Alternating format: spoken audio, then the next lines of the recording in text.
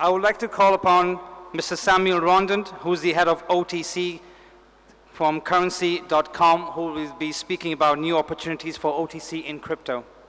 Hello. Thank you very much for being here this afternoon.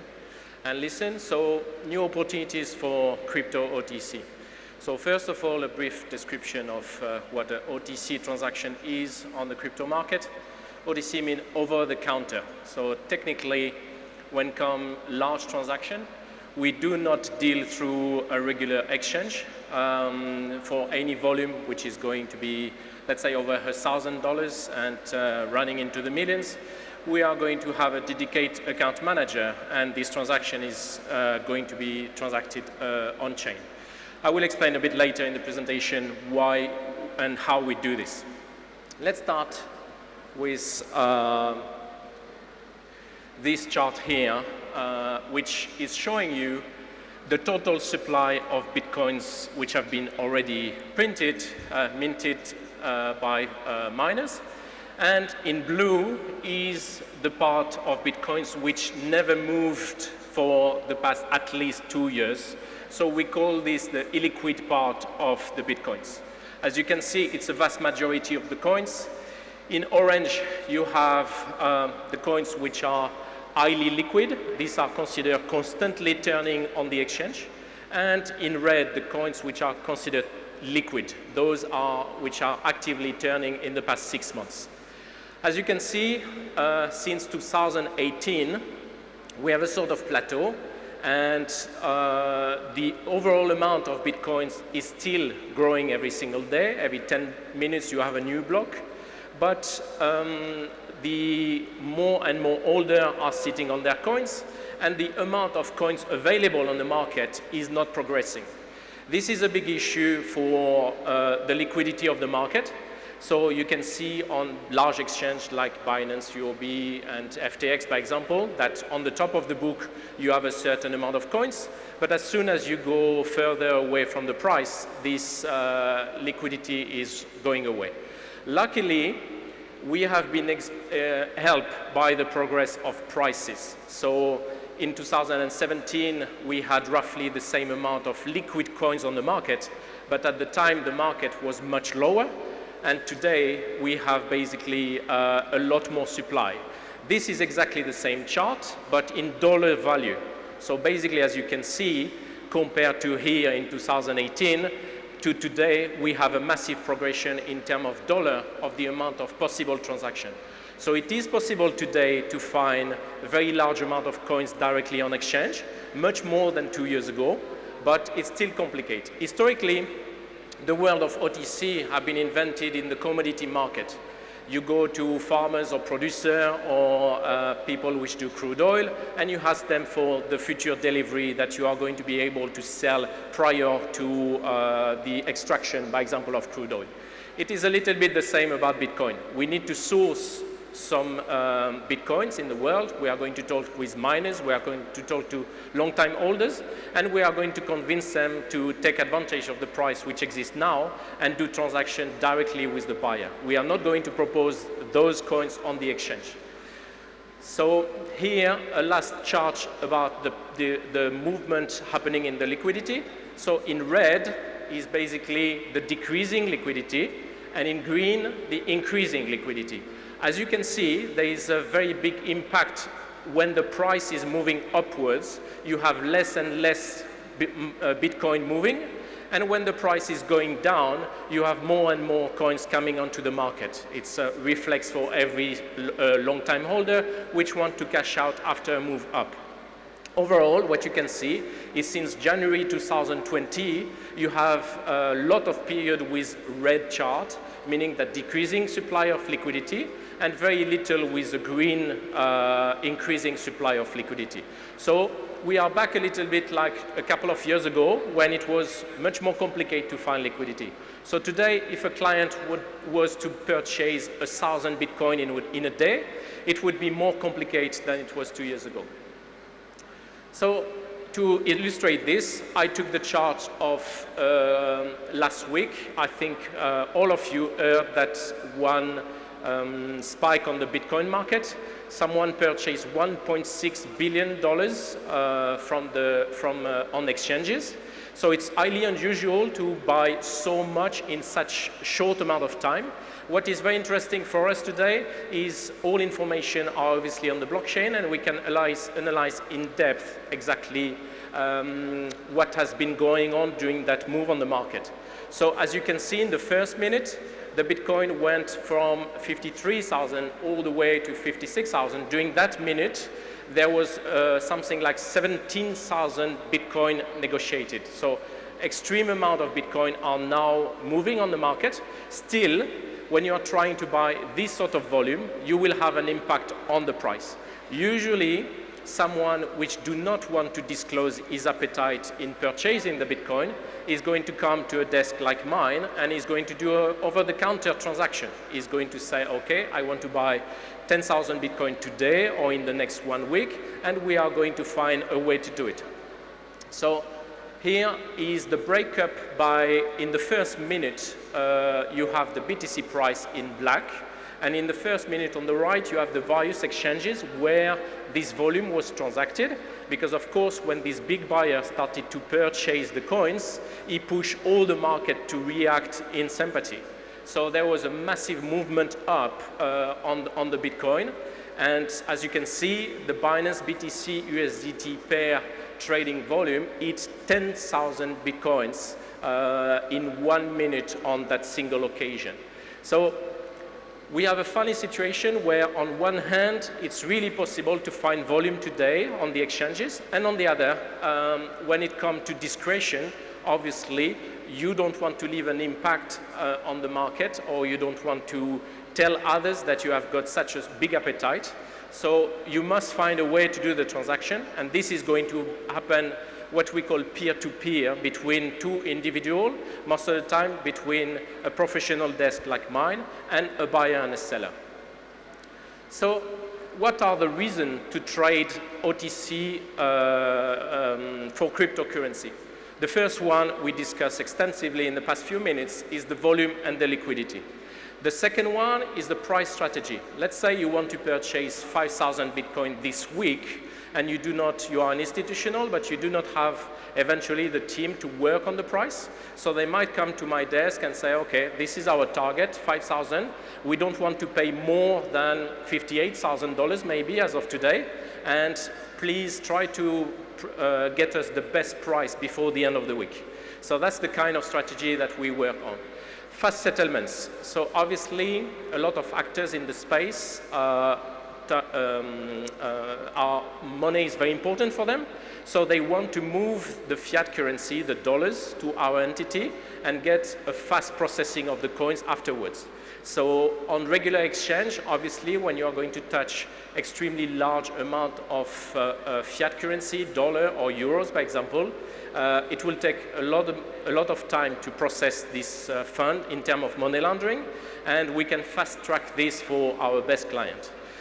The next reason is confidentiality. Most of the clients which are operating peer-to-peer or over-the-counter are people which don't want to disclose their appetite. They don't want to disclose their identity. They don't want to disclose the address of their wallet where they are going to get this large amount of coins and their connection. So most of the time, our clients are very loyal, and most of them, I work with them for years.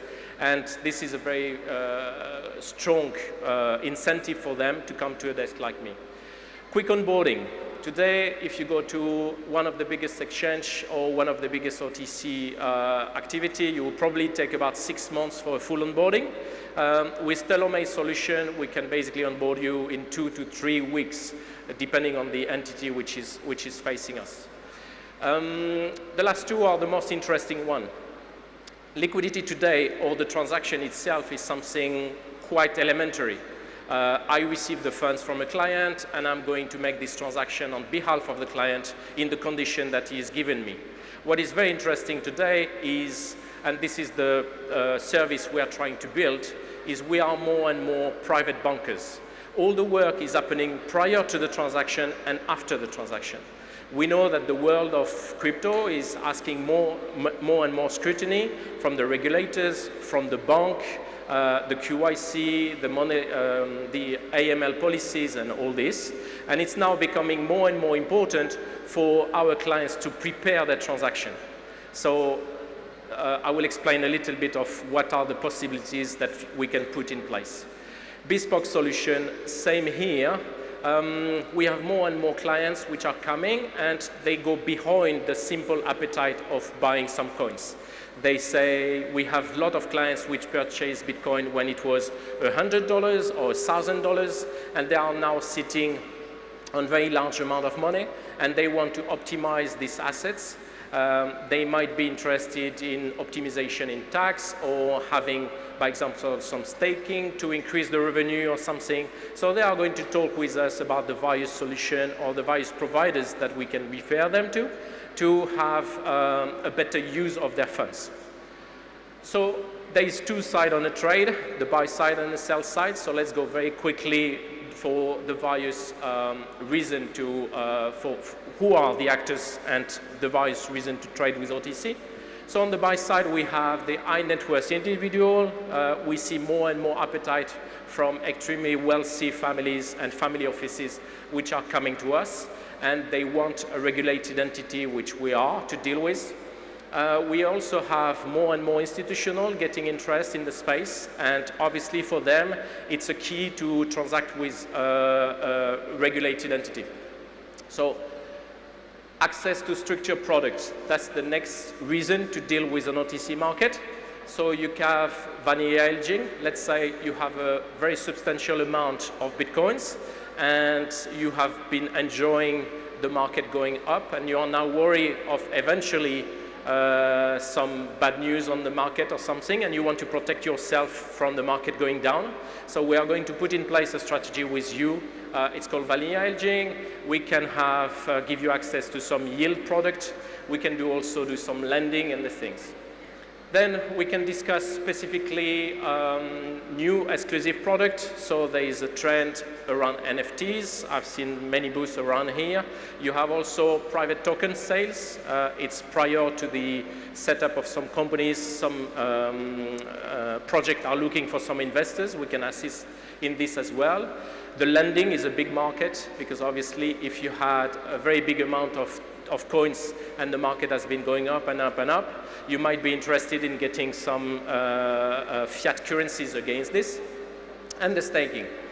And then we can do prime transaction advisory. The big point around all this on the buy side is that the bank are still a major hurdle in most of the transaction. We still have a lot of effort to do to convince the bank about the structuring of the product.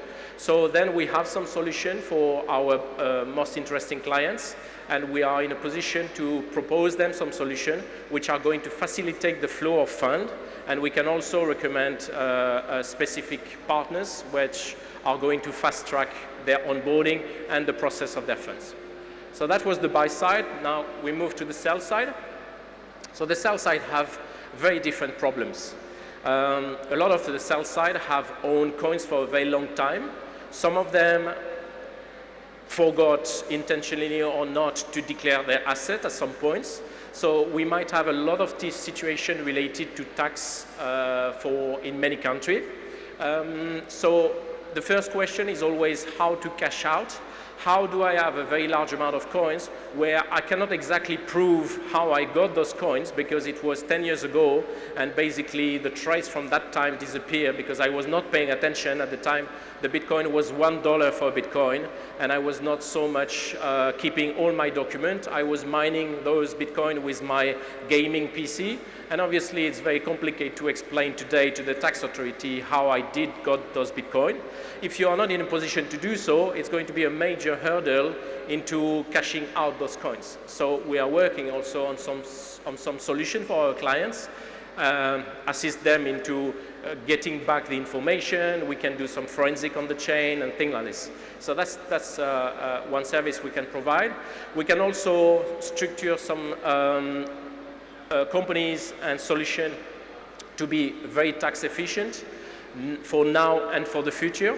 And when I speak about tax efficiency, I'm also talking about a lot of things that people ignore is the estate planning, how I'm going to transfer my asset to the next generation, how can I make sure that if something happened to me tomorrow, my assets are going to be in a safe hands for my children or my spouse.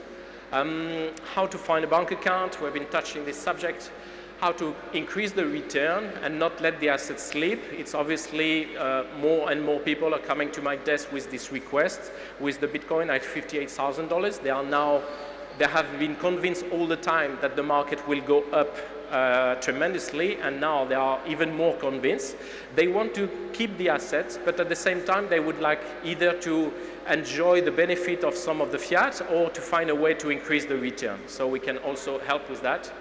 And how to protect from an unfortunate turn of event.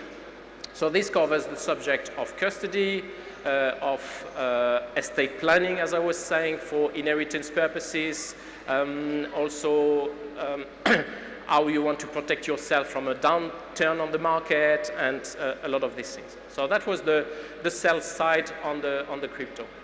So let's review very quickly 3 specific user cases which I've been working on in the last few weeks. So the first one is the large buyer of coins. So we deliver the base execution in the space. We have access to extreme large liquidity. So the result is that we can purchase between 500 to 1,000 Bitcoins in the next 5 minutes without any effect on the price, thanks to the technology we are using. And more importantly, we are going to try our best to keep this transaction confidential. So we might deal with other clients from our desk, we might deal with some miners which have coins to sell, and we might get the extra liquidity of coins from the exchange itself. So the real value is not really about the trade execution. It's about all the process which is happening before. We have account executive manager, which are going to be your one-to-one relationship in the company, which are going to help you with the onboarding, with the preparation of the trade and the client support. User case number 2, we have a very large holder of coins. So they have, let's say, 1,000 Bitcoins. And back in the days, you know, there was this reflex when you are in countries with very unstable currencies, like Latin America, like Eastern country and the sort, or Asia, where you do not keep so much reserve on your local currency because it's always at risk. So you basically convert regularly to Bitcoin, by example, or US dollars. And recently I've seen a lot of Bitcoins coming to my desk which have been purchased at $1 or $10 a Bitcoin. And these people have problem basically to transact this asset. So for this, we have some solution which are going to bring the client full confidentiality, tax efficiency, estate planning, and a bank account. We can work with external partners which are going to set up ad hoc structure for the client to be in a position to transact. And basically, since we are bringing this sort of services, the volume that we are transacting is basically multiplied by 2 or 3 on a regular basis. Last user case, maybe one of the most in fashion at the moment. So we have a large miner which wants to improve his passive income. So what we can do for them is we can get them a loan based on the Bitcoin itself. And this loan, the proceeds of the loan, they are going to get it in dollars, and they can reinvest in their own mining facility or keep the mining facility as it is and invest in a new country, by example. So at the moment, we can get some of the best condition on the loans. The good thing about this is this type of loan are non-recourse. Non-recourse loan mean that if you have a problem, basically if Bitcoin tomorrow goes to 0, the money which you borrow against the Bitcoin, you will never have to pay it back. That's what a non-recourse loan is. The only collateral is the Bitcoin that you put up front. Then, on the other hand, if the Bitcoin keep on growing and going higher and higher and higher, in 3 years' time, you repay the loan with some fiat currency, and you get your Bitcoin back, and you are in a position to basically get the full upscale of those Bitcoin. So the loan at the moment to reinvest the money is one of the ideal solutions for long-time holder, because they can convert some of this asset into fiat, and you are basically putting a sort of down protection. So if the market totally crash, you will have cash out for the amount of the loan that you are getting. So thank you very much. This was, I hope you enjoyed the presentation, and I will be just outside the room to take some questions. Thanks a lot.